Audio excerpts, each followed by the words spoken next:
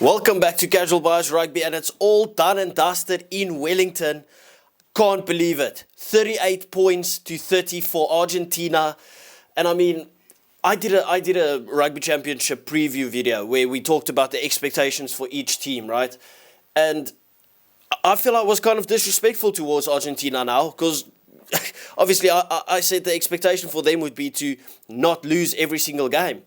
And they've just gone and won literally the first game of the rugby championship against arguably probably favourites, same as the Springboks in the tournament, and they beat them in Wellington. Like, I mean, it's crazy. I want to ask the All Blacks supporters, like what's going on with the All Blacks in terms of their record at Wellington at the moment. They are 1-7 with the last 7 games that they play. 1-7 in the last 8, or 1 in the last 7 that they played. Like, it is crazy. I can't believe it. I'm not taking anything away from or saying that the All Blacks weren't at the races. I'm giving full credit to Argentina. I don't think New Zealand played bad. I just think Argentina showed up. They showed up physically. They were dominant in collisions. They were never out of the game, and never say die attitude, even though they were trailing literally nearly the whole game. It was a scintillating game of rugby, by the way. Like, I mean, up and down the park, it had absolutely everything. It took 60 minutes for the first scrum of the game. 60 minutes. Like, props got subbed and they didn't even have a scrum. That is ridiculous. I mean, what an absolutely beautiful advert for the game, first and foremost, in my opinion, right? Like, let me just get that out of the way. But overall, what a brilliant game. I mean, I feel a bit lost for words, to be honest. Like, it was score from New Zealand, score from Argentina, score from New Zealand, score from Argentina. And it was like that throughout the whole game. It was just up and down, high-scoring game, beautiful rugby, big hits. It had a bit of everything. Even like, obviously on this rugby community, I've got a group chat, and I said on it, like, I thought Angus Gardner for large parts was an All Blacks fan during this game with some of the decisions. I even heard the commentators talk about it, like, he was very harsh at the breakdown. You know, there was head collisions and stuff, even for the Argentinian guy on Adi Savea, and I was like, how is he not sent off? And then you get a head collision from whoever on an Argentinian guy, and he didn't get sent off. And then I'm like, well, Malcolm Marx literally just got sent off for the most outrageous head collision ever, where another guy tackles I think it was Salakai Lotu into Malcolm Marx's shoulder, and he got sent off for a yellow card. So it's like just a bit of inconsistency still. But I mean, I'm not even gonna be on a ref or anything like this. I just think this was an absolutely brilliant game for rugby. Brilliant game of rugby. Crevy has to go for president. He'll get it. I mean, comes on, does the job, gets the final score. Absolutely brilliant. And I mean, what do you even take away from this game as like negatives for New Zealand? Because it's Argentina worked hard for every single point. Like, obviously there was a couple of cynical penalties given away that you get in every single game, and you can't really say let's cut that out, because it happens in every single game.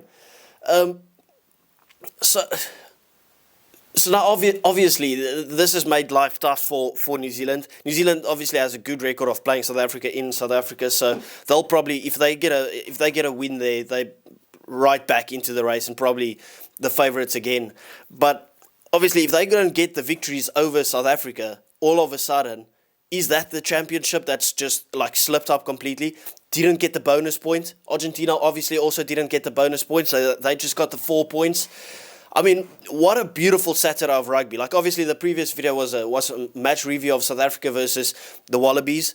I think both games were great games. What a way to start your Saturday from our perspective, and what a good way to kind of end your Saturday if you're on a different timeline.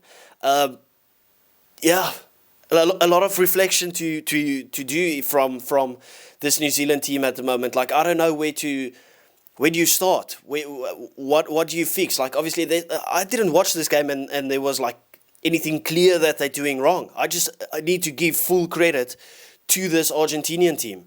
That's kind of just how it feels. I mean, history repeats itself. The one thing that you can put your money on now to happen next weekend is Argentina to lose by 50 points. It happened the previous time. They beat New Zealand for the first time, right, a couple of years ago. And they beat them, I think it was 18-25. Literally the weekend after, they lost 53-3. And the big issue with this loss, this is the glaring standout thing that for me, if I was a New Zealand fan, is the fact that literally at the end of last year, you played Argentina in the semi-final and you beat them 44-6 so convincingly, blew them off the park. And this is not a very different Argentinian team. Obviously, they are under new management or a new coach, new coaching staff, New Zealand as well, but this is the coach that you've been calling for, and now you get this upset. I understand that upsets happen, but it's like you have to put into consideration how the previous match went, how far you beat them. You know how to beat them. You shouldn't be losing to Argentina. Like, this will probably be a tough pill to swallow. I think the fact of the matter that it wasn't like that New Zealand were bad, just that Argentina was that good, kind of makes it a bit easier, kind of a bit more accepting, if I could say it like that, or easier to accept. I don't even know. Like, this video is literally just me rambling because, I mean, I'm literally lost for words. Like, that's how good this game was. I mean, if you look at the tries that were scored, it was absolutely brilliant tries. If you look at that try, Damian McKenzie dink over the top, gets the ball, gives it to Bowden Barrett, puts in a brilliant kick. Bit controversial. Like, did Cody Taylor knock the ball? Did he not knock the ball? I saw a couple of guys from Safas Unscripted. They said that there was a knock on, but obviously Sam Darry on debut scores his first try for New Zealand. You look at the try, was it from Carreras on the left wing, if I'm not mistaken, that got the ball from the kickoff. Absolutely left Damian McKenzie's ankles in the Wellington. Like, I mean, a brilliant step, inside, outside, just absolutely finessed him. Like, it was just so good. And then obviously the beautiful storytelling of Creevy coming on, who won't be playing for many more years, but the most experienced guy by a country mile comes on and scores the winning try. And we already know how emotional the Argentinians can be. And you just saw what that victory meant for them. So it's now twice in a row that, like, Argentina has beaten New Zealand. Like, a 3-game losing streak beats them, 3-game losing streak beats them, and now 3-game losing streak beats them again. I mean, it's just a bit of rugby heritage being built, to be fair.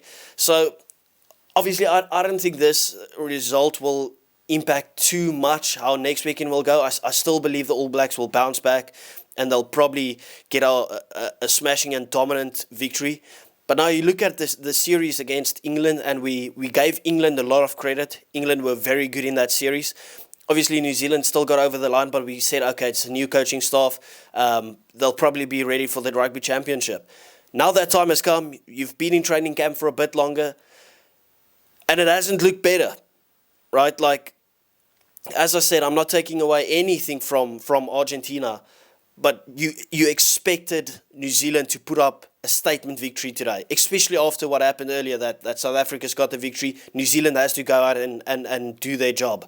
But I mean, it is what it is. Please let me know what you guys thought about the match. Give me some feedback. What was like glaring faults? How did New Zealand lose this game? Was it all just Argentina being good, or was it just the fact of the matter that New Zealand didn't pitch up? Or I don't even know how to pose the question. Anyway, thank you very much for watching, and I will see you next time. Bye.